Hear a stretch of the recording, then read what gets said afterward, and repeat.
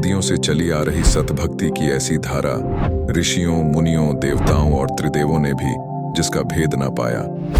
भक्ति तो सभी करते हैं,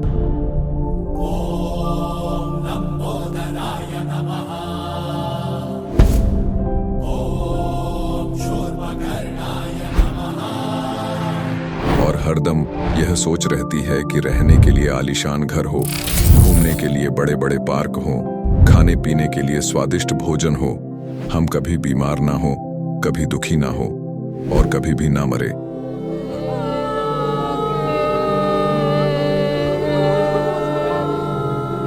हरदम मौज मस्ती में रहे।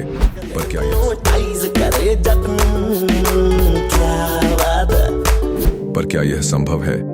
हम सब इतनी भक्ति करते हैं, व्रत करते हैं, श्राद्ध निकालते हैं, कावड़ लेकर आते हैं,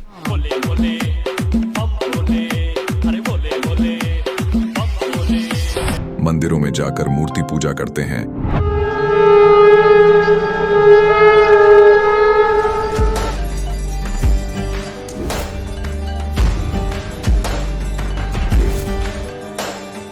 भानुकोटिभास्वरं भवाब्धितारकं परं नीलकण्ठमीप्सितार्थदायकं त्रिलोचनं कालकालमम्बुजाशमक्षशूलमक्षरम्। चर्च में जाकर प्रेयर करते हैं,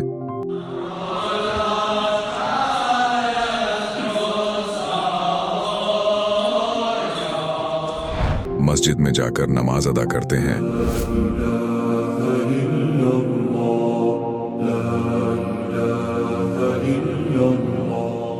अल्लाहु अकबर कबीरा, और गुरुद्वारों में जाकर माथा टेकते हैं,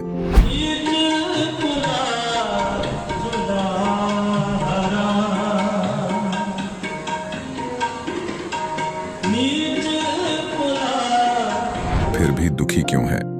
लेकिन क्या आप जानते हैं वो कौन सी भक्ति है? वो भक्ति जिसने मीरा को जहर से बचा लिया, ध्रुव और प्रहलाद की रक्षा की, अंधे को आंखें और बहरे को कान दिए, कोढ़ी को काया दी, दुखियों को सुखी जीवन दिया, मरने वाले को जीवन दान दिया और लाइलाज बीमारियों को दूर किया। जब संत रामपाल जी महाराज जी से दीक्षा ले ली थी, उसके बाद जब उनका कुछ विद इन मंथ कैंसर में राहत मिली। जैसे हम लोग परमात्मा का आदेश आया, हम लोग हॉस्पिटल गए और ऑपरेशन कराया। भगत जी 1 रुपया का भी दवाई माता जी को खाना नहीं पड़ा, और जो डॉक्टर कैंसर है बताते थे, वही डॉक्टर के मुख से हमने ये सुना भगत जी कि ये चमत्कार कैसे हो गया। तो हॉस्पिटल में दिखाया तो कैंसर घोषित कर दिया डॉक्टर ने यहाँ। तो फिर इसके इलाज के लिए घूमे, इलाज भी नहीं हुआ, तो फिर घर पे थक के बैठ गए। कैंसर के लिए जिंदल हॉस्पिटल में रहा, उसके बाद सपड़ा हॉस्पिटल में रहा, उसके बाद जयपुर को दिखाया, उसमें कोई इलाज नहीं हुआ। संत रामपाल जी महाराज जी ने चरणामृत प्रसाद दिया और आशीर्वाद दिया और भक्ति ज्ञान दिया, और उसके बाद मैं तंदुरुस्त हूँ। हर दिन में अपना सब कुछ खाता हूँ, मुझे कोई समस्या नहीं। मेरे को बीमारी ये थी सर कि ब्लड ट्यूब में मेरे को एक प्रकार का पस आ गया था और इन्फेक्शन हो गया था। उस इन्फेक्शन को डॉक्टर लोग वो कह रहे थे कि इसमें आपको ऑपरेशन करना पड़ेगा। आश्रम पहुंचने में परमात्मा का नामदान लिया और जो उन्होंने मुझे उपदेश दिया, उस उपदेश देने के बाद उन्होंने आशीर्वाद दिया। आशीर्वाद देने के बाद तत्क्षण में मेरा ये रोग वहीं के वहीं दर्द बिल्कुल ठीक हो गया। भक्ति सभी करते हैं, लेकिन उपरोक्त लाभ सिर्फ सतभक्ति से ही प्राप्त होते हैं। आज भी सतभक्ति करने वाले हजारों लाखों लोगों को शास्त्र अनुसार भक्ति का अद्भुत अनुभव प्राप्त हो रहा है। आइए जानते हैं ऐसे ही लाखों श्रद्धालुओं में से एक सतभक्ति करने वाले इस श्रद्धालु का अनुभव। सर नमस्कार। नमस्कार सर। सर क्या नाम है आपका? बलवंत राय जी। बलवंत जी कहाँ से आए आप? गांव चूड़पर, तहसील बलाचौर, जिला नवांशहर, पंजाब से। सर आप एक बात बताइए, संत रामपाल जी महाराज से कब जुड़े आप? मई 2011 में। संत रामपाल जी महाराज से नाम दीक्षा लेने से पहले आप क्या भक्ति साधना करते थे? संत रामपाल जी महाराज से दीक्षा लेने से पहले मैं गरीबदास महाराज जी के पंथ में, संत भूरी वाले हैं, वेदांत आचार्य चेतनानंद जी महाराज, उनसे नाम दीक्षा ली थी मैंने 99 में। सर जैसा कि आपने बताया कि पहले आप गरीबदासी पंथ से जुड़े हुए थे और संत रामपाल जी महाराज भी गरीबदासी पंथ से हैं, वो भी गरीबदास जी महाराज के बारे में ही बताते हैं तो सर आपको ऐसा क्यों लगा कि आपको संत रामपाल जी महाराज से नाम दीक्षा लेनी चाहिए, जबकि आप पहले ही गरीबदासिया पंथ से जुड़े हुए थे? सर ये थोड़ी विस्तार में मैं बताना चाहूँगा इस बात को लेकर कि हम वहीं आश्रम में रहते थे और गरीबदास जी की जो वाणी है, उनका जो सदग्रंथ साहिब है, उनका हम पाठ किया करते थे 2 घंटे सुबह 2 घंटे शाम को। ये हमारी रूटीन थी, मतलब ये सालों से हम कर रहे थे, बचपन से, मतलब 3 पीढ़ी से, मतलब वही साधना हम कर रहे थे, गरीबदास जी की वाणी का पाठ करते थे। और जो मंत्र का हम जाप करते थे, ओम नमो भगवते वासुदेवाय, उसका भी घंटों घंटों हम कोशिश करते थे जाप करने की। जब और छुड़ानी भी हम बार बार जाते थे, मतलब साल में 2 बार तो छुड़ानी में मेला होता तो हम वहाँ जाया करते थे। तो एक बार हम ऐसे छुड़ानी गए हुए थे, तो वहाँ किसी दोस्त ने बताया भी एक संत रामपाल जी महाराज का एक पंपलेट उन्होंने पढ़ा, जिसके ऊपर लिखा हुआ था कि कौन ब्रह्मा का पिता है, कौन विष्णु की माँ, शंकर का दादा कौन है, हमको देव बताए। तो जब हम गरीबदास जी की वाणी को पढ़ते थे तो उसमें ये वाणी आया करती कि कौन ब्रह्मा का पिता है, कौन विष्णु की माँ, शंकर का दादा कौन है, हमको देव बताए। तो हम इस वाणी को पढ़ते थे, लेकिन हमें ये पता नहीं था इस वाणी के बारे में, इस सवाल का क्या जवाब है, क्योंकि ये कभी सवाल आया ही नहीं मन में। हम गरीबदास जी के पंथ में थे, पर विष्णु भगवान का हम मंत्र जाप करते थे और शंकर भगवान की साधना करते थे, शिवलिंग था उसके ऊपर जल चढ़ाते थे। तो एक बार किसी ने कहा कि जिस संत की आप बात कर रहे हो, संत रामपाल जी महाराज की, उनका जो सत्संग है वो जी जागरण टीवी पर आता है। तो हमने वो सत्संग सुनना शुरू किया। हम जब वो सत्संग को सुना तो एकदम से अचंभा हुआ जब उन्होंने कहा कि कबीर साहब परमात्मा है, कबीर साहब भगवान है। इससे पहले हम क्या कृष्ण जी को भगवान मानते थे, विष्णु जी को भगवान मानते थे, शंकर को भगवान मानते थे, कबीर साहब को एक सदगुरु मानते थे कि वो एक संत हैं, सदगुरु हैं। पर जब उन्होंने ऐसा कहा कि कबीर साहब भगवान है, तो हमें इतनी हैरानी हुई इस बात की, जिस भगवान की सारी दुनिया खोज कर रही है, उस भगवान की हम रोज वाणी पढ़ते हैं, उनकी आरती करते हैं और उनका जो है हम भोग में करते हैं, सारा कुछ संध्या आरती करते हैं, और हमें इस बात का ही ज्ञान नहीं है कि ये कबीर साहब भगवान है। तो इस कारण से हमें जो हमारी वो साधना थी, तो हमने सत्संग सुनने के बाद संत रामपाल जी जो बातें बताते थे उन्हें नोट किया सारा, उनके सत्संग की रिकॉर्डिंग ली, इंटरनेट से सत्संग डाउनलोड किए, उसके बाद सुनना शुरू किया। और जब हम पाठ करते थे तो गरीबदास जी की वाणी से मिलाना शुरू किया। हम पाठ करते थे, ग्रंथ साहिब के नीचे एक डायरी रखी, उसमें सारा नोट करते गए, जो संत रामपाल जी बातें बताते हैं क्या वो बातें गरीबदास जी की वाणी में है।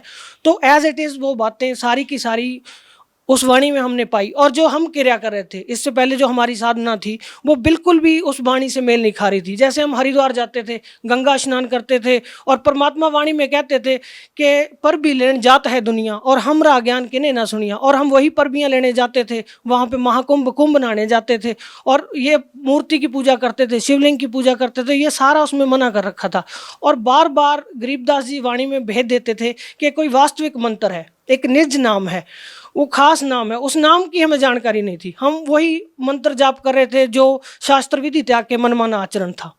तो जब हमने ये संत रामपाल जी महाराज का सत्संग सुना और उसे गरीबदास जी महाराज जी की वाणी से मिलाया, तो एकदम से झटका लगा। तो जैसे हमारी दिनचर्या क्या थी, हम वहीं आश्रम में ही रहते थे, सिर्फ खाना खाने के लिए घर जाते थे और वापस आश्रम में आ जाते थे। तो इसके पीछे मान बढ़ाई भी बहुत थी हमारे साथ कि हम वहाँ पे जुड़े हुए हैं इतने साल से। पारिवारिक समस्याएं भी ऐसी थी कि कई पीढ़ी से चल रहे हैं, उस मतलब समाज में से निकल पाना बड़ा मुश्किल था। पर परमात्मा ने दया करी संत रामपाल जी महाराज ने कि ये ज्ञान हमें समझ में आ गया और ये बात मन में बैठी कि इस चौधर का हम क्या करेंगे कल को। मतलब जैसे गरीबदास जी वाणी में कहते थे कि कुकर शुकर खर कीजिएगा, छोड़ सकल बद फैला, कल को जानवर बनेंगे, पशु बनेंगे, तो ये हमारी मान बढ़ाई, ये साधना नकली जो हम करें किस काम आएगी। तो इसके कारण हमने वो साधना त्याग दी और संत रामपाल जी महाराज का ज्ञान सुना। बरवाड़ा आश्रम में जब हम गए, जब गुरुजी ने प्रथम मंत्र दिया, संत रामपाल जी महाराज ने प्रथम नाम जब दिया, तो इतना मतलब दिमाग में खटका कि हमने हजारों बार लाखों बार गरीबदास जी की वाणी में ये मंत्र पढ़े थे और हमें ही ज्ञान नहीं हो सका कि ये वो वास्तविक मंत्र हैं। क्योंकि संत रामपाल जी महाराज अपने सत्संग में बताते हैं कि गुरु बिन काहू न पाया ज्ञान ना, जो थो था बुस छड़े किसाना। गुरु के बिना ये ज्ञान नहीं हो सकता और वो वास्तविक संत, वो सदगुरु हमें मिले नहीं थे। बलवंत जी, जैसा कि आपने बताया कि गुरु बनाना बहुत ज़रूरी है एक मनुष्य के लिए, गुरु आपने पहले बना ही रखा था। तो सवाल ये है कि पहले ही जब आपने गुरु बना रखा था, उसके बाद आपने संत रामपाल जी महाराज को अपना गुरु बनाया, तो दोनों संतों की भक्ति विधि में आपको क्या अंतर लगा और किस संत की साधना करने से आपको क्या लाभ मिला? जो हम साधना करते थे तो हमारा आधार गरीबदास जी की वाणी थी। जो हमारा आधार था, मेन था, वो ग्रंथ साहिब गरीबदास जी का था।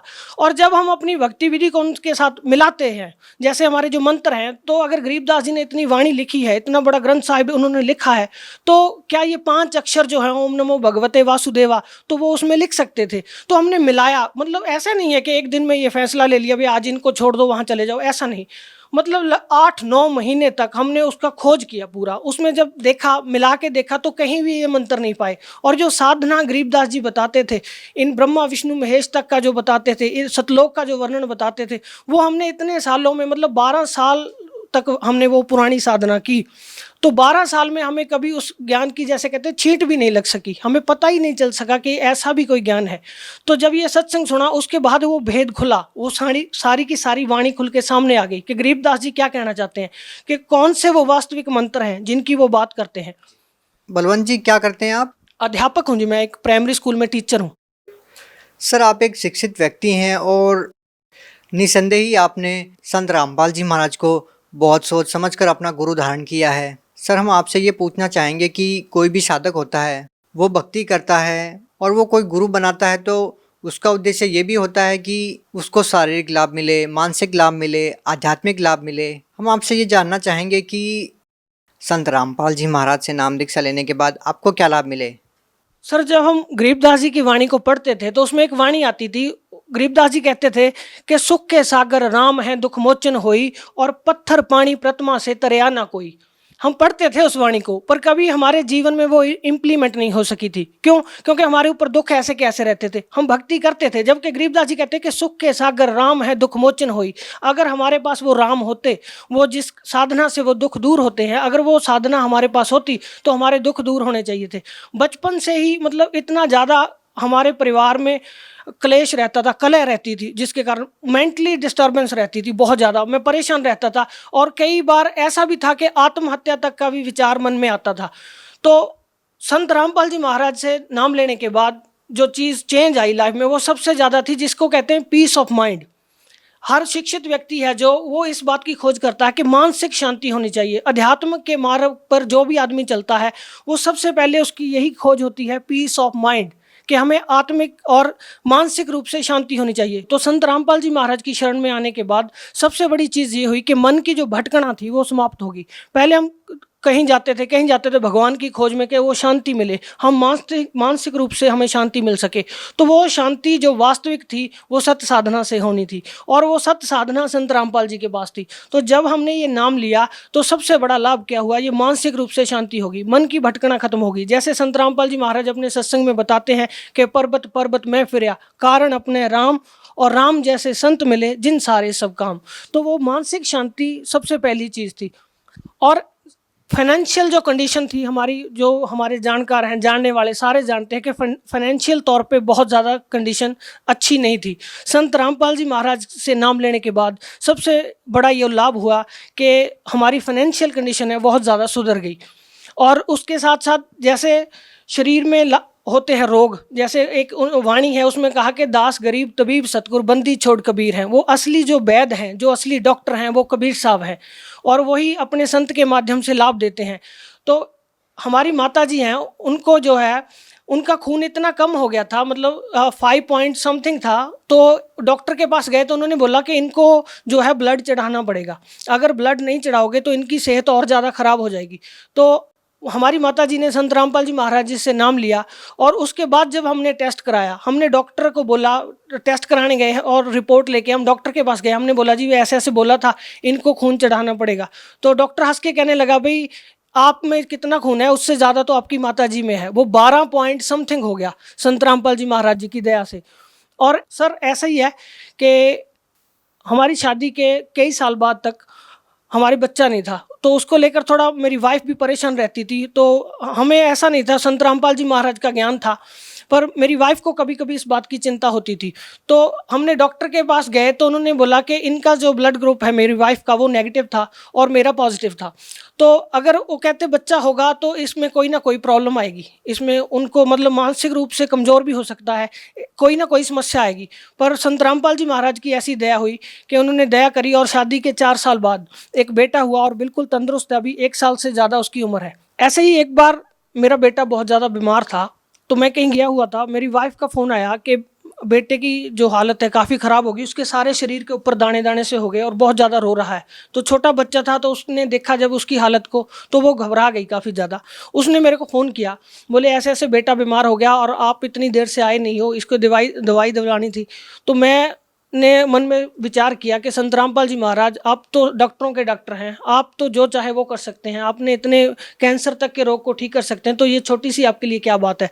तो ऐसे मैं विचार करता करता बाइक पे आ रहा था। जैसे ही मैं घर पहुंचा तो मैंने देखा बेटा आराम से सोया हुआ है, वाइफ अपना काम कर रही है। मैंने उससे पूछा भी तुम कह रहे तो बीमार है, तो वो एकदम से हैरान सी हो गई। उसने बोला हाँ बीमार तो था, पर अब पता नहीं ठीक है। मैंने उसका सारा कपड़े उतार के देखे, कोई उसके ऊपर निशान नहीं था, कोई ऐसे दाने नहीं थे। वो संत रामपाल जी महाराज ने मेरे घर पहुंचने से पहले ही उसको ठीक कर दिया। और ऐसे ही अभी 3-4 दिन पहले की बात है कि मेरी वाइफ बहुत ज़्यादा बीमार थी, उसको बार बार उल्टी हो रही थी, उसकी सेहत ज़्यादा ख़राब थी। उसने मेरे को फ़ोन किया, बोले मैं बीमार हूँ तो आप घर पे आओ। तो आ रहा था, जब मैं घर पहुँचा तो संत रामपाल जी महाराज की जो है अमृत जल की एक बोतल होती है छोटी सी, तो उसमें से उसने 2-4 घूंट पिए। जब मैं घर पहुँचा तो वो एकदम से ठीक थी। उसने बोला मैं बिल्कुल ठीक हूँ, मेरे को कोई ऐसी परेशानी की बात नहीं है। सर, भगत समाज को क्या संदेश देना चाहेंगे? भगत समाज को संदेश नहीं है, हमारी तो यही प्रार्थना है कि जो संत रामपाल जी महाराज ज्ञान दे रहे हैं, इस ज्ञान को सुनिए। अगर आपको कोई भगत मिलता है जो ज्ञान गंगा, गीता तेरा ज्ञान अमृत, उनकी पुस्तकें हैं, वो आपको देता है, उन पुस्तकों को पढ़िए और उन्हें शास्त्रों के साथ मिलान करके देखिए, तो आपको जो है वास्तविक भक्ति का और परमात्मा के मार्ग का ज्ञान होगा। यही हमारी प्रार्थना है। सर धन्यवाद। अब जगत गुरु तत्वदर्शी संत रामपाल जी महाराज जी के सत्संग के माध्यम से उस अद्वितीय आध्यात्मिक ज्ञान के बारे में जानते हैं, जिसके माध्यम से आप भी प्राप्त कर सकते हैं ऐसे आध्यात्मिक, मानसिक और भौतिक सुख जो अभी तक आपने सिर्फ मीराबाई, ध्रुव, प्रहलाद जैसे कुछ ही भक्तों की जीवन कथा में सुने होंगे। अब सुनिए तत्वदर्शी संत के संग शास्त्र अनुकूल भक्ति सत्संग, ऐसा अद्वितीय आध्यात्मिक ज्ञान जिसका है सर्वधर्मों के पवित्र शास्त्रों में प्रमाण। अब इस काल के विषय में जानकारी चल रही है। वे अपने सारे अंगों में भस्म रमाए रहते हैं। उन काल रूपी ब्रह्म ने, काल ब्रह्म कहो, सदाशिव कहो, उस काल रूपी ब्रह्म ने एक ही समय शक्ति के साथ है, नाथ नहीं है, शिवलोक नामक अक्षेत्र का निर्माण किया। उस उत्तम अक्षेत्र को काशी कहते हैं। वह परम निर्वाण या मोक्ष स्थान है जो सबके ऊपर विराजमान है। वे प्रिया प्रियतम शक्ति, वे प्रिया प्रियतम रूप शक्ति और शिव, यानी पति पत्नी के रूप में शक्ति दुर्गा, शिव ये काल रूपी ब्रह्म जो परमानंद स्वरूप हैं, उस मनोरम क्षेत्र में नित्य निवास करते हैं।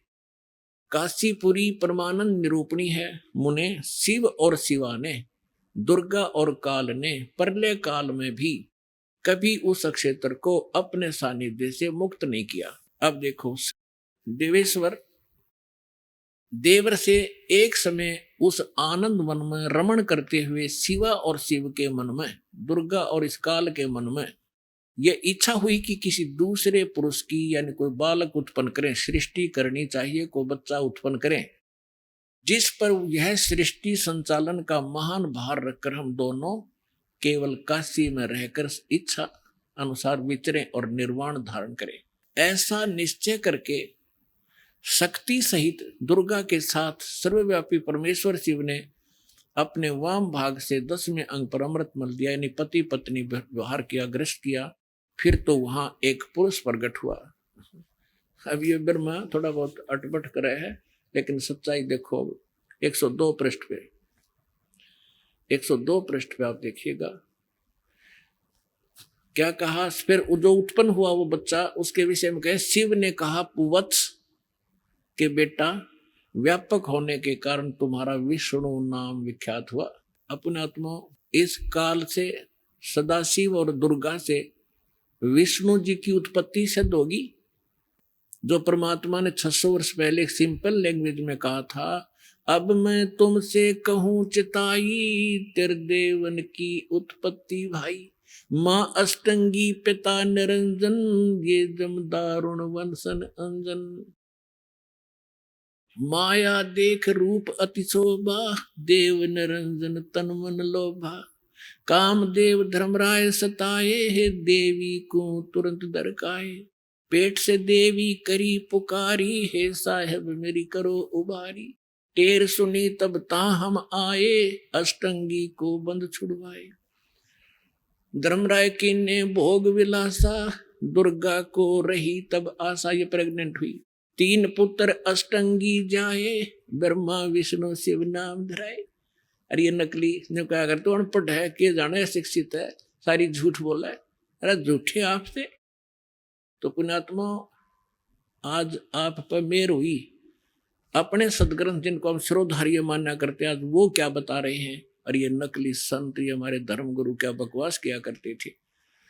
तो अब हम अपनी दिशा बदलेंगे और मोक्ष प्राप्ति करेंगे। ये सुअवसर परमात्मा ने फिक्स कर रखा है आपका ये समय। और ये सुअवसर आपको प्राप्त हुआ है, ये पिछले गजब के पुण्य आप साथ लेकर जन्मे हो। बेशक आज हम दुखी हैं, बेशक हम कितना भी कष्ट उठा रहे हैं, लेकिन आपके भक्ति के जो नंबर हैं वो 100 के 100 पूरे हैं, जो सतलोक आश्रम बरवाला में पहुंच चुके हैं और आएंगे आगे।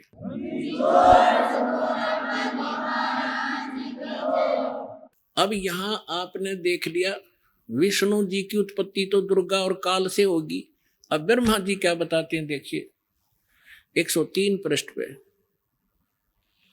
ये 103 पृष्ठ है रुद्र संहिता। अब ब्रह्मा जी कहते हैं, देव से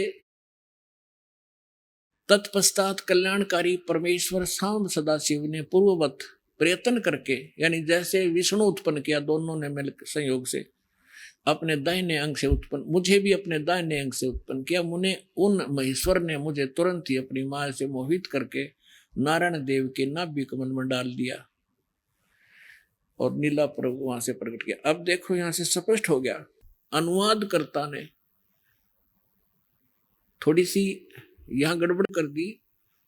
सदाशिव, यह शिव का पुजारी था कोई अनुवाद करता है शिव पुराण का, तो इसने यहां विष्णु जी की उत्पत्ति निर्भय लिख दी और ब्रह्मा जी की उत्पत्ति भी लिख दी भी सदाशिव और दुर्गा से। उसने ये नहीं पता दुर्गा कौन है, शिवा कौन थी। तो अब यहां वो हिचक गया कि शिव से शिव की उत्पत्ति कैसे हो सकती है।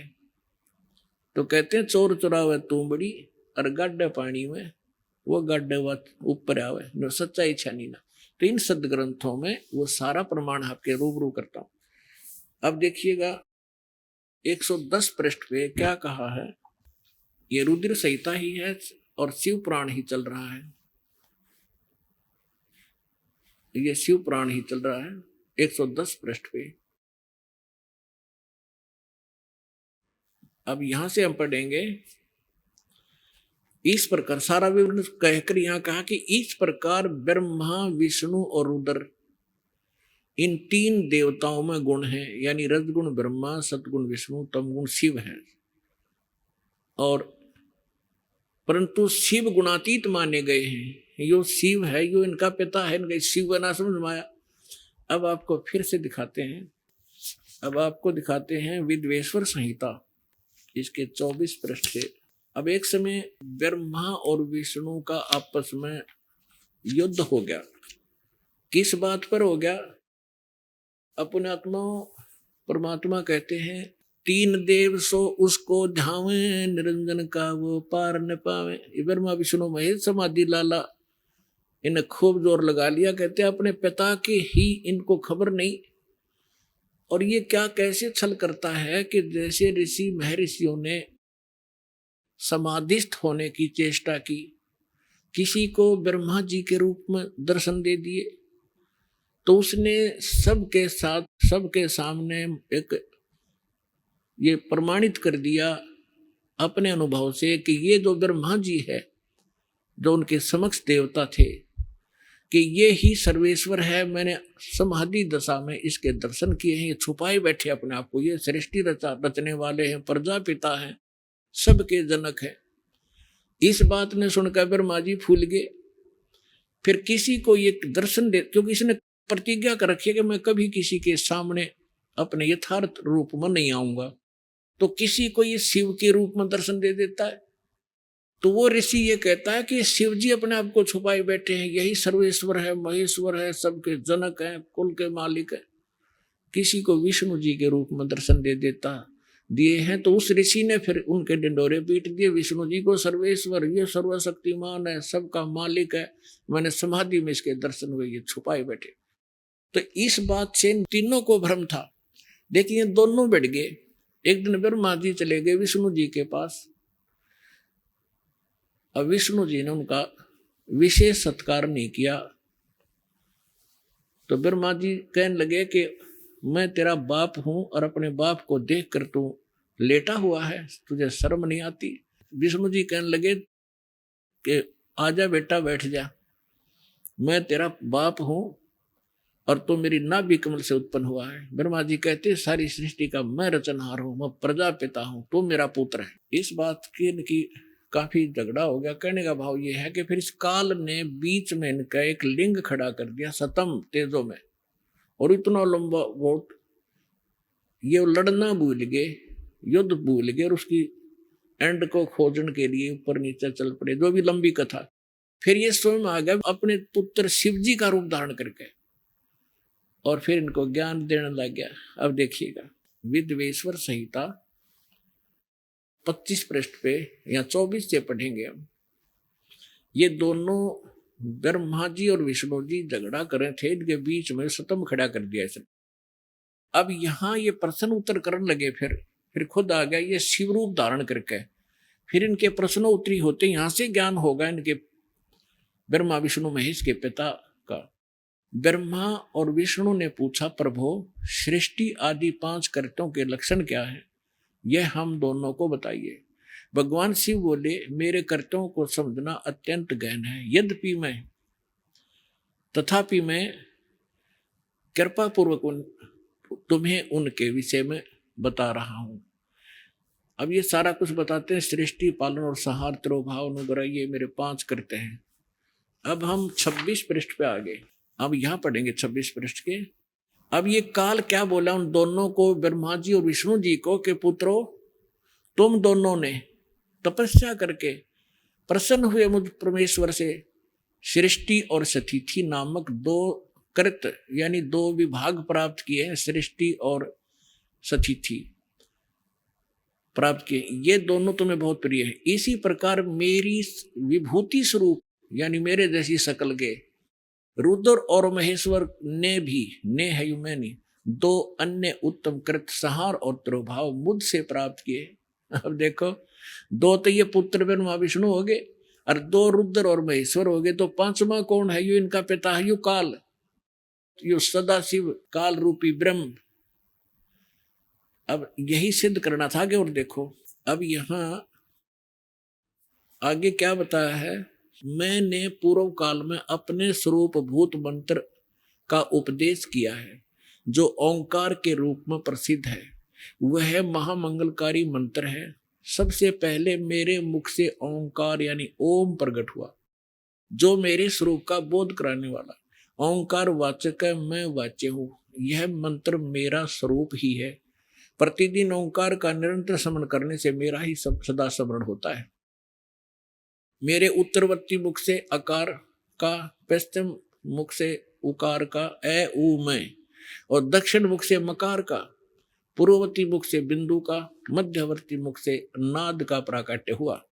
इस प्रकार 5 अवयव से युक्त ओंकार का विस्तार हुआ है। इन सभी अवयव से एकीभूत होकर यह प्रणव यानी ओम नामक एक अक्षर हो गया। अब इससे एक और बात साथ सिद्ध होगी गीता ध्यान मराठ के श्लोक नंबर 13 में। यही गीता ज्ञान दाता भी ये काल है, ब्रह्मा विष्णु महेश का पिता है। ये कहता है कि ओम इति एक अक्षरम ब्रह्म विहारण माम अनुसमरण ये प्रियाति तजम देहम सयाति परमाम गतिम।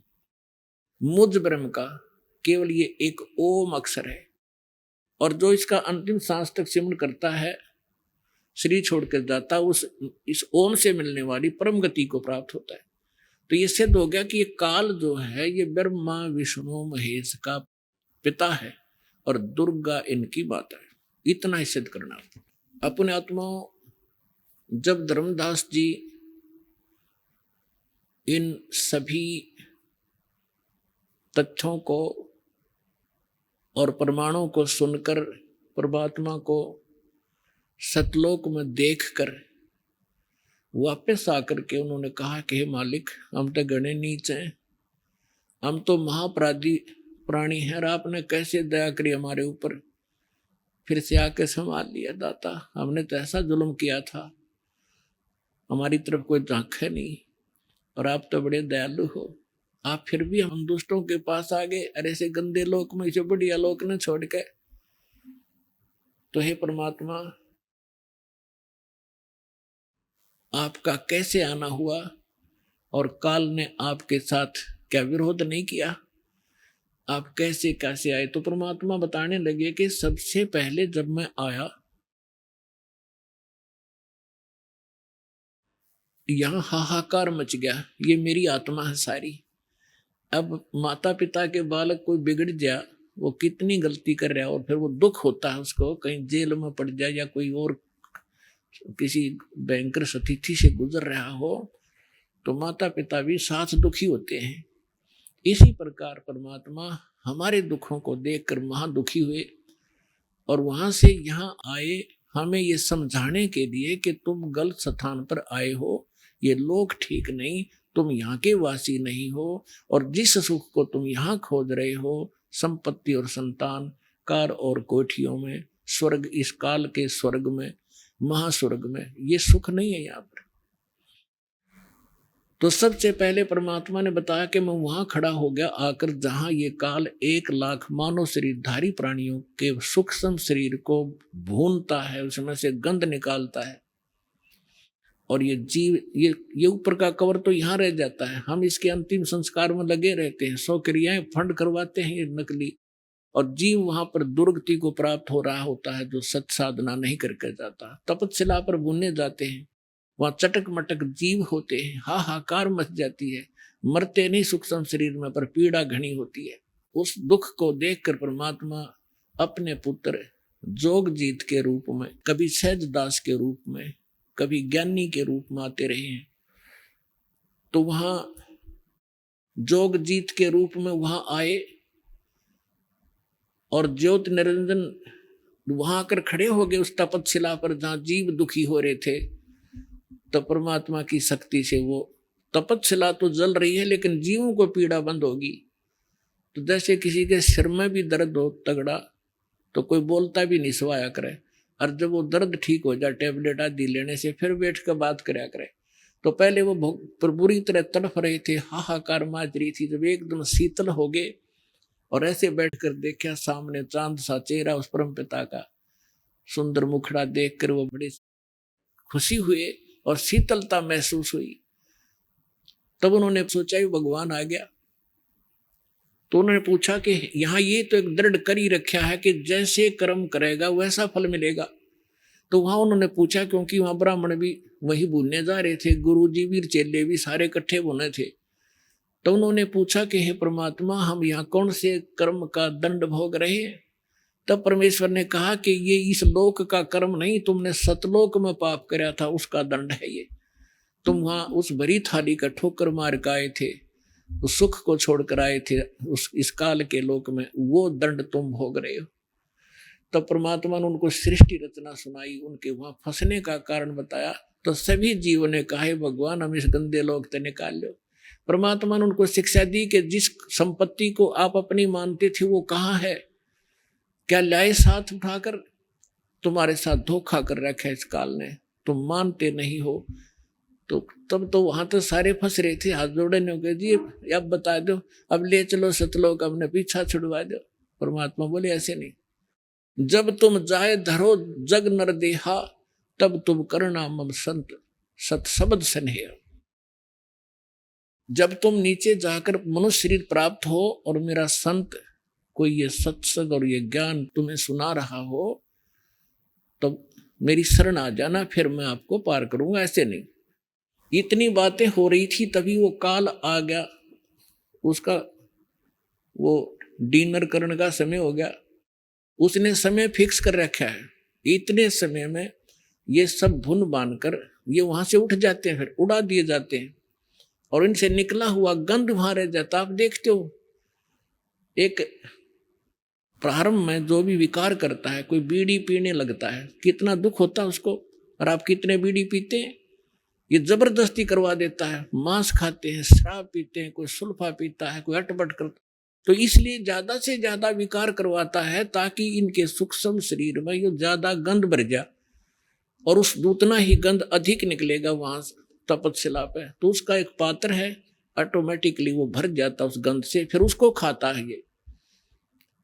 तो इसने सोचा था कि वो चले गए होंगे सभी प्राणी, तो वहां से उड़कर वहां तपस्या पे बन के सभी प्राणी जीव मनुष्य शरीरधारी वहां से ऊपर आ जाते हैं और फिर धर्मराज के दरबार में आकर लाइन में खड़े हो जाते हैं। फिर अपने कर्मानुसार जिसने राजा बनना राजा बनो, गधा बनना गधा बनो, देवता बनना देवता बनो, इसने कोई टेंशन नहीं। हमारा किया हमें प्राप्त होता रहता है। तो इतने में वो काल वहां आ गया और काल ने कहा, देखा कि जोगजीत तू कैसे आ गया मेरे लोक में, वहां तो तूने मुझे मार कर निकाला था, भगा दिया था, तूने मेरी एक नहीं सुनी थी, 21 ब्रह्मांड समेत भगा दिया था। अब पहले तो बता तो पिताजी की क्या आज्ञा लेकर आया है, और उसके बाद जोगजीत आज तुझे मैं जिंदा नहीं छोड़ूंगा, तुझे बख्शूंगा नहीं। तू मेरे लोक में आया कि साथ तूने वहां से मुझे निकाला था। तो जोगजीत रूप में परमात्मा खड़े थे, उन्होंने कहा कि भाई सुन ले बात, मैं नीचे के लोकों में जाऊंगा, ये सबसे ऊपर के 21वें ब्रह्मांड में इसने ऐसा एक जाल फैला रखा है, वहां गुप्त स्थान बना रखा है जहां ये तपस्या इसकी। तो परमात्मा ने कहा कि मैं नीचे जाऊंगा लोक में, ब्रह्मांडों में, और सभी प्राणियों को बताऊंगा कि भगवान नहीं है जिसको तुम परमात्मा मानकर पूज रहे हो, परमात्मा अन्य है, और उनको सत्य ज्ञान और सच्चा मंत्र दे के आऊंगा और सभी प्राणियों को तेरा भांडा फोड़ूंगा कि ये काल है, तुम्हें खाता है, तुम इसकी पूजा करते हो। अब उसने सोचा ये तो मेरा सारा लोक उजाड़ेगा, पहले इसी को मार दूं। तो कहते हैं परमात्मा कि धर्मदास मुझे मारने के लिए इसने भयंकर रूप बनाया और जैसे अभी खत्म कर देगा, मेरे ऊपर झपट्टा, तो मैंने सतनाम का सुमन कर दिया शुरू। अपने आत्माओं, धर्मदास जी के माध्यम से परमात्मा हमें एक संकेत बता रहे हैं कि कभी आप पर कोई आपत्ति यहाँ आ जा, जिसको जो भी मंत्र प्राप्त है, प्रथम मंत्र प्राप्त है तो प्रथम मंत्र, सतनाम प्राप्त है तो सतनाम का आप जाप शुरू कर दीजिए। आपकी वो आपत्ति ऐसे जाएगी जैसे कभी सोची भी ना हो कि एकदम बला न्यों टल जाएगी। सार नाम प्राप्त है तो सार नाम का जाप करिए। परमात्मा कहते कि मैंने उस सतनाम का मंत्र का जाप शुरू किया और इस काल ऐसे झटका लगा इसको जैसे गिर गया पृथ्वी पर। कबीर सागर में लिखा है कि वहां से वो भाग लिया, पाताल में पहुंच गया, उस शेषनाग के लोक में जा गिरा। तो कहते मैं साथ साथ गया, इसको वहां से पकड़ के लाया कि चल ऊपर, और वहां आकर ऐसे गिर गया जैसे पक्षी की पंख कट जाती हैं, उड़ा नहीं जाता, तड़फता रहता है, फड़फड़ाता रहता है। ऐसा असहाय हो गया। जब इसने देखा कि इसके पास कोई जबरदस्त शक्ति मंत्र है, तो इसने चापलूसी की और मेरे चरण पकड़ दिए नीचे आके और कहा कि तू मेरा बड़ा भाई, मैं आपका छोटा भाई। छोटे तो हमेशा जो है शरारत करते हैं, गलतियां करते हैं, और बड़े तो अक्षमा ही किया करते हैं। आप मुझे माफ कर दो, मैं तो आपको पिता के तुल्य मानता हूं। तो परमात्मा कहते, मैंने कहा कि बोल क्या चाहता है तू। तब इसने मुझे वचनबद्ध किया कि वचनबद्ध हो तब मैं मांगू। परमात्मा ने कहा, परमात्मा को पता था कि मांगेगा बालक। परमात्मा कबीर जी बोले कि ठीक है, मैं वचनबद्ध हो गया, मांग क्या मांगता भिखारी। तब इस काल ज्योति नरेंद्र ने कहा कि 3 युगों में जीव कम ले जाना, और चौथा युग जब कलयुग आवे, तब तब शरण जीव बहु जावे। ऐसा वचन हर मोह दीजिए, तब संसार गमन तुम कीजिए। इसने क्या मांगा कि 3 युगों में, सतयुग त्रेता द्वापर माही, तीनों युग जीव थोड़े जाही। और फिर क्या मांगा कि परमात्मा जब भी कलयुग में आप आओ और अपना ज्ञान सुनाकर अपना बनाकर आप जीव ले जाना, आपके ज्ञान को माने वो तुम्हारा हो जोगजीत, और जो हमारे यानी काल के ज्ञान को माने वो हमारा हो, आप बाई फोर्स ना ले जाना। तो परमात्मा ने कहा बाई फोर्स ले जाना हो तो मैं वैसे ले जाऊं। अब ये वहां से नहीं टेके, जब ये सारा संपन्न थे अब कैसे रुक जाएंगे इसको वैसे ले। जैसे हजरत मोहम्मद जी को परमात्मा लेकर गए बगैर ज्ञान समझाए, वहां जाकर फिर इसने नीचे की सारी प्रभुता इनके पास थी, वहां रुके नहीं, नीचे आ गए। तो परमात्मा ने को पता था कि सबको ऐसा ज्ञान से रंगूंगा, सच्चाई से, तब इनकी एक प्रबल इच्छा जागेगी। जैसे हमारी यहाँ इसके साथ आने की प्रबल इच्छा हुई थी, ऐसी प्रबल इच्छा आपकी उत्पन्न होगी सतलोक जाने की। इस ज्ञान से आपके अंदर इतना जबरदस्त प्रेरणा होगी और भक्ति की शक्ति इस मन को दूर करेगी, आत्मा को उठावेगी। फिर आपकी एक सच्ची लौ लगेगी वहां जाने की, जब आपकी भक्ति बढ़ जाएगी और यहाँ के दुख आपको साफ दिखाई देने लग जाएंगे। जितनी काल की भांग उतरती जाएगी उतना ही आपको इस ज्ञान का अधिक रोशनी प्रकाश होता चला जाएगा। तब परमात्मा से काल ने कहा था कि तीनों युगों में जीव थोड़े ले जाना, और चौथे युग में जब कलयुग आवे तब आप कितने जीव ले जाना। जब परमात्मा ने कहा भाई ठीक है तथास्तु, तब फिर उसी समय आंखें बदल ली और कहने लगे जाओ जोग जीत संसारा, आजियो तुम जब कलयुग में, और जीव न माने कहा तुम्हारा।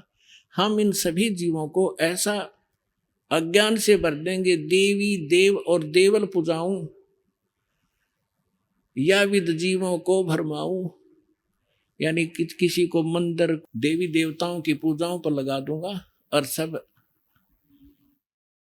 अज्ञान से परिपूर्ण करवा दूंगा अपने नकली दूत भेज के। फिर कहा कि 12 पंथ करूं मैं साजा, नाम तुम्हारा ले करूं आवाजा। 12 पंथ नाम जो ले ही वो हमरे मुख आन समोई, और जाओ जोग जीत संसारा, जीव न माने कहा तुम्हारा, जीव तुम्हारा कहा न माने, हमरे और हो बाद बखाने। कि ऐसा उल्टे ज्ञान से रंगवा दूंगा अपने 12 नकली पंथ बनवा के, और 12 नकली पंथ आप ही के नाम से, कबीर नाम से चलवा दूंगा। और उन 12 पंथों में जो और अनेक पंथ चलाऊं, जैसे राधा स्वामी, धन सदगुरु, और ये सारे जितने भी ये सारे काल के पंथ हैं, और या विद जीवों को भरमाऊं। तब परमात्मा ने कहा था कि ठीक है अब तो आने दो वो समय, फिर हम बताएंगे तेरे से, फिर बात करेंगे जब वो समय आएगा। अब परमात्मा ने कहा कि जो भी आप उस समय तक जितने भी तू अपने अटकलबाजी करेगा, जितने भी फंद जो हमारे इन जीवों पर लगाएगा, उनको मैं अपने सच्चे ज्ञान से और उस सत्य नाम और सार नाम से सबको कंडम कर दूंगा, खत्म कर दूंगा। देखिएगा ये है कबीर सागर, ये वही कबीर सागर है जो भी आपको दिखा, कबीर सागर। और ये कहाँ से प्रकाशित है, और इसके सबसम वेद बोध में यहां देखिएगा, सबसम वेद बोध और बोध सागर ये खंड है इसका, ये सबसम बोध अध्याय है। इसमें यहां बताया है निरंजन वचन, सतयुग त्रेता द्वापर माही, तीनों युग जीव थोड़े जाही, चौथा युग जब कलयुग आई, तब तव शरण जीव बहु जाई, ऐसा वचन हर मोय दीजे, तब संसार गवन तुम कीजे। अब परमात्मा ने कहा, परमात्मा कबीर जी ने कहा कि अरे काल पर पंच पसारा, तीनों युग जीवन दुख डारा, और बिनती तोर लीन में मानी, तेरी बात मैंने तेरी विनती स्वीकार कर ली, और मोह को ठगे काल अभिमानी, चौथा युग जब कलयुग आई, तब हम अपनो अंश पठाई। कबीर साहब कहते हैं जब चौथा युग आएगा ना कलयुग, तब मैं अपना अंश भेजूंगा, अपना दास भेजूंगा। और काल फंद छूटे नरलोई, सकल सृष्टि परवानी कोई। ओए होए, कहते काल के सब बंधन खत्म कर देंगे सभी नर और नारियों के, और सकल सृष्टि पूरा विश्व परवानिक माने दीक्षित होगा उस संत से। घर घर देखो बोध विचारा, सत नाम सब ठोर उचारा, 5500 पाचा, तब ये वचन मेरा होगा साचा। कलयुग बीत जावे जब एता, और सब जीव परम पुरुष पद चेता। अब क्या बताया है परमात्मा ने धर्मदास जी को कि मेरा और इस काल की जब वह वार्ता हुई थी, उस समय मैंने कहा था कि जब कलयुग 5505 बीत जाएगा, परमात्मा ने कहा है कि चौथा युग जब कलयुग आवे, और तब हम अपना वहां अंश पठाएं, तब हम अपना अंश पठाएंगे। और काल फंद छूटे नरलोई, सभी नर नारियों का काल का बंधन छूटेगा, और सकल सृष्टि परवानी कोई, पूरी सृष्टि नाम लेगी उस संत से। और घर घर देखो बोध विचारा, घर घर तत्व ज्ञान का प्रचार होगा। जैसे ज्ञान गंगा पूरे भारतवर्ष में फैल रही है परमात्मा की महिमा लेकर। सतनाम सब ठोड़ उचारा, और सतनाम सबको प्राप्त होगा। यह सतनाम आज तक किसी को भड़क नहीं लगन दी दाता ने। और पुण्यात्माओं, आपके लिए पिटारा खोलवा दिया दास से। आज वो समय आ गया 5505 वर्ष वाला। घर घर देखो बोध विचारा, सतनाम सब ठोर उचारा, और 5500 पाचा, तब ये वचन होगा साचा। कलयुग बीत जाए जब एता, सब जीव ओए होए सारे प्राणी परम पुरुष पद चेता। ओए होए, परम पुरुष के उस पद यानी उस स्थान के चेता माने जानकार हो जाएंगे। जैसे गीता अध्याय नंबर 15 के श्लोक नंबर 4 में कहा है कि तत्वदर्शी संत की प्राप्ति के उपरांत परमेश्वर के उस परम पद की खोज करनी चाहिए, जहाँ जाने के बाद साधक लौट कर फिर कभी संसार में नहीं आते। कहते हैं उस समय पूरा विश्व परमात्मा के उस परम पद से परिचित हो जाएगा। अपने आत्मा वो समय आ गया है, और आप वो पुण्यकर्मी प्राणी हैं जिनके लिए परमात्मा ने सारा कुछ वो समय निर्धारित किया था कि जब 5500 वर्ष ये समय बीत जाएगा, कलयुग बीत जाएगा, तब पूरा विश्व परमात्मा के ज्ञान से और इस नाम से परिचित होगा, और पूरे विश्व में परमात्मा की महिमा और पूरा संसार परमात्मा से परिचित होगा, और सबका मोक्ष हो जाएगा। तो वो समय अब आ गया है, और इसकी सभी सदग्रंथों से आपको प्रमाणित भी कर दिया है।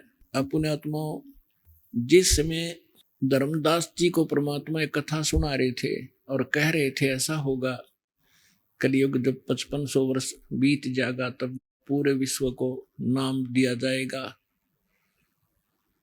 तब धर्मदास जी चिंतित हो रहे थे कि हे परमात्मा, आपने मेरे से सतनाम और सारनाम को गुप्त रखने के लिए कह दिया, और उधर से आपने मुझे 42 वंश का आशीर्वाद दे दिया कि मेरी 42 पीढ़ी चलेंगी। तो परमात्मा, मेरे इन वंशजों का, मेरे बच्चों का मोक्ष कैसे होगा? गधा चिंतित हो गया, कलेजा पकड़ कर बैठ गया। अब परमात्मा ने कहा कि जब कलयुग 5500 वर्ष बीत जाएगा धर्मदास, उस समय तक इस काल के 12 पंथ चल चुके होंगे, और 12वां पंथ गरीबदास पंथ होगा, और उस 12वें पंथ में मैं स्वयं आऊंगा, और उस समय पूरे विश्व को ज्ञान दूंगा, और पूरा विश्व इस तत्व ज्ञान, सत्य ज्ञान और सत्य नाम से परिचित होगा। तो तेरे पुत्रों की, तेरे वंशजों की क्या चक्कर, वहां तो सारा विश्व पार करूंगा, क्यों चिंतित हो रहा तू? अब आपको थोड़ी सी झलक दिखाते हैं कि 12 पंथ काल ने चलाए और कबीर नाम से चलाए। 12वां पंथ गरीबदास पंथ है, और गरीबदास पंथ से ये दास का निकास है। 12 पंथ चल चुके होंगे तब परमात्मा ने कहा था कि फिर मैं स्वयं ही आऊंगा। अब परमात्मा ने ये दास भेज दिया, आपको थोड़ा रूबरू करता हूं तो विश्वास होगा आपको। ये देखिएगा, ये कबीर बानी और बोध सागर ही चल रहा है। यहाँ क्या बताया है कि द्वादश पंथ चलो सो भेद, द्वादश पंथ काल फुरमाना, काल का ही फुरमान यानी उसका आदेश चलेगा 12 पंथों में। और भूले जीव न जाओ ठिकाना, ताते आगम कह हम राख्या, वंश हमारा चूड़ामणि शाखा। अब यहाँ इन्होंने गड़बड़ कर दी थोड़ी सी। अभी आपने सुने जगत गुरु तत्वदर्शी संत रामपाल जी महाराज के मंगलमय सत्संग प्रवचन। आइए अब सुनते हैं उन भक्तों के अनुभव उन्हें संत रामपाल जी महाराज प्रभावित होकर नाम कर अनेकों लाभ प्राप्त किए। नमस्कार जी। नमस्ते जी। क्या नाम है जी आपका? सिसिलिया दासी। कहाँ से हैं जी? सुंदरगढ़ जिला उड़ीसा से हूँ। महाराज से नाम दीक्षा आपने कब? अप्रैल 6, 2008 को बंदी छोड़ सदगुरु महाराज के शरण में आए हैं। पाल जी महाराज से नाम दीक्षा लेने से पहले आप क्या भक्ति साधनाएं करती थी? शिव जी को, दुर्गा जी को पूजा करती थी सर। तो फिर ना कि आप संत रामपाल जी महाराज की शरण में आई। शिव जी को, दुर्गा जी को, देवी देवता को मानते ही हो गई थी सर। ऐसा 2020 तारीख को माँ की देहांत हो गई। आर्थिक स्थिति बहुत दुर्बल थी और सारी स्थिति भी मेरा ठीक नहीं था और माँ चली गई तो मैं अत्यंत सर। तो मैं डिसाइड की कर लूँ, मेरा तो भगवान ही नहीं है, भगवान पर भरोसा उठ गया था मेरा। तो उसी समय बोली इतना देवी देवता को कर रही हूँ, मेरे सहायता करने के क्यों नहीं मान रहे हैं? प्रकृति में भगवान है, मेरा बात बोली। करने के लिए डिसीजन ली। तब एक बार सोची, मेरा मन में सोच ली कि कहीं इन देवी देवता का भगवान तो नहीं है, सुसाइड करना भी अपराध है, तो मैं कर लूँगी तो मेरा गलती होगा, जवाब दूंगी।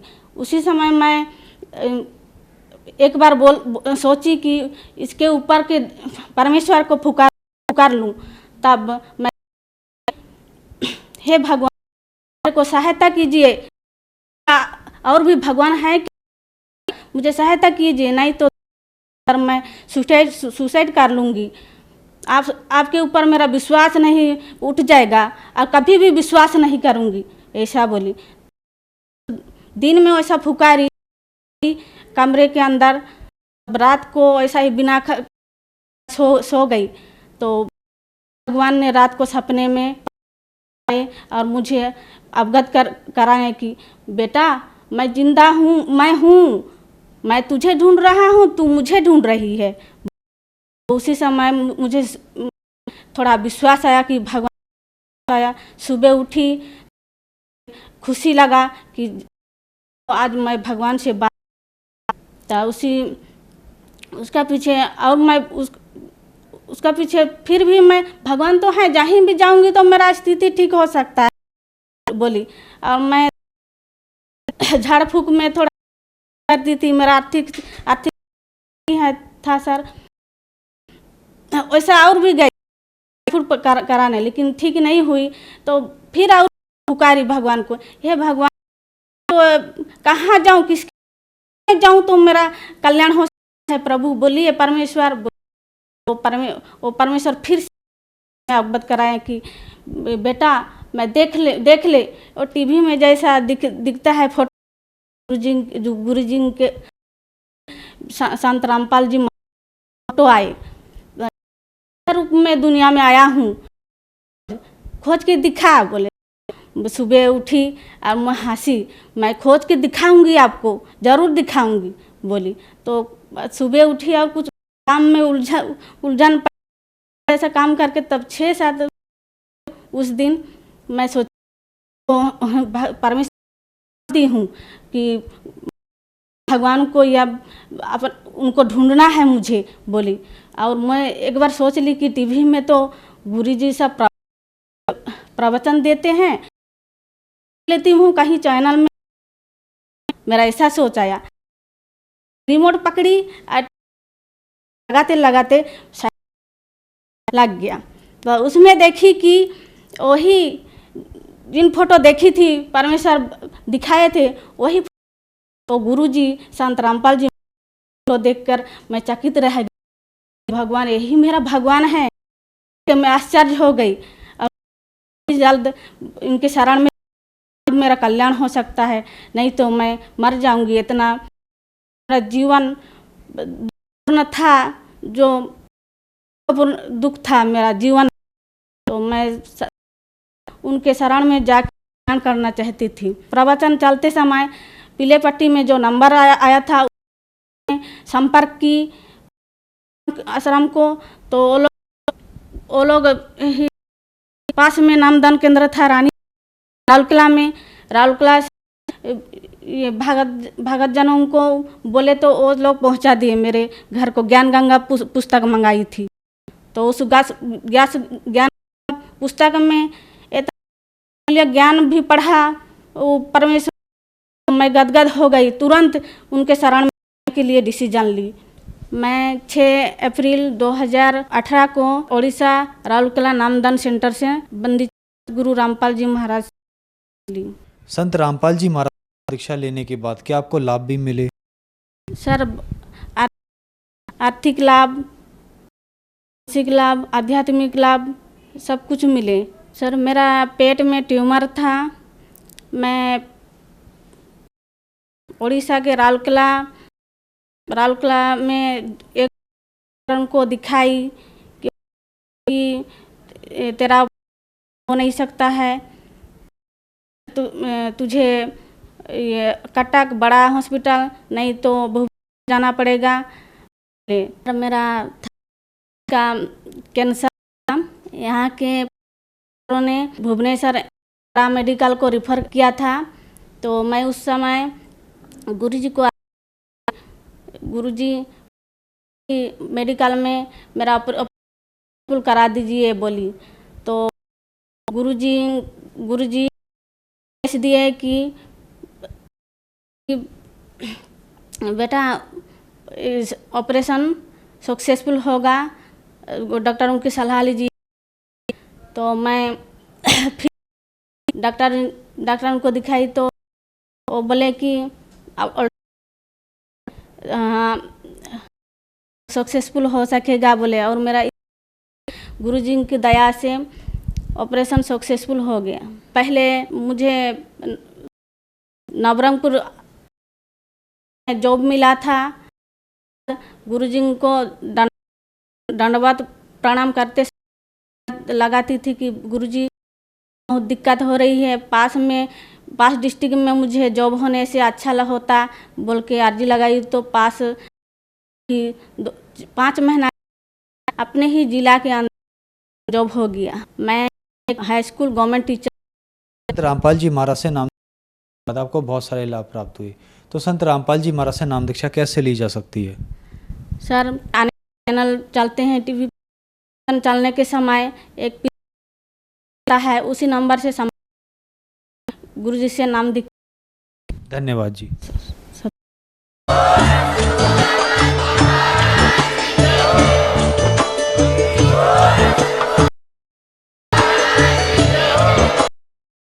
आप सुन रहे थे जगत गुरु तत्वदर्शी महाराज के मंगल प्रवचन। अधिक जानकारी करें